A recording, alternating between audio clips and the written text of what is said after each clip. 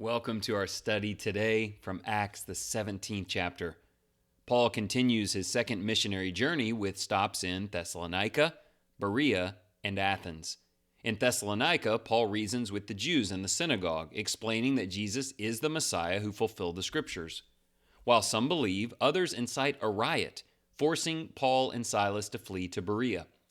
The Bereans are praised for their eagerness to examine the Scriptures daily to verify Paul's teachings. Many believe, but opposition arises again, prompting Paul to leave. In Athens, Paul is stirred by the city's idolatry and engages with philosophers in the Areopagus. He proclaims the one true God, emphasizing his power, God's power, to create all things, and his call for everyone to repent of their sins. He informs them that God will judge the world, providing proof by raising Jesus from the dead. It's an interesting point about Jesus' resurrection. It is proof of God's future judgment. The centerpiece of the gospel is the resurrection of Jesus from the dead. Nearly every sermon in Acts highlights the evidence for and significance of this momentous event. In Thessalonica, Paul uses the resurrection to demonstrate that Jesus is the Christ. In Athens, the philosophers are challenged by Paul, who is, quote, preaching Jesus and the resurrection. Paul concludes his sermon to the Athenians by declaring Jesus as the final judge, a truth established by God raising him from the dead. God created us to seek him, and he offered and raised his Son so that we can find him. Some sneer at this, while others delay their response. However, true believers in the resurrection accept it and join the cause. I hope that's you, and I hope that we can help you to deepen that resolve with a few simple questions today.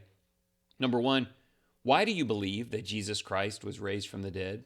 Are you prepared to elaborate in order to teach others about our Lord?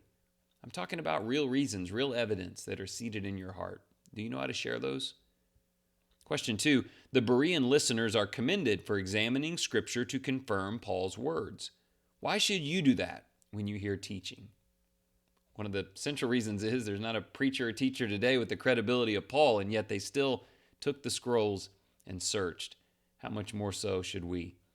Question three, do you believe that God created you and that in him you, quote, live and move and exist? How does this belief shape your daily life and choices?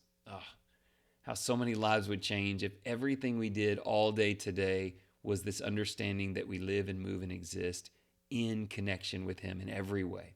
Let's pray.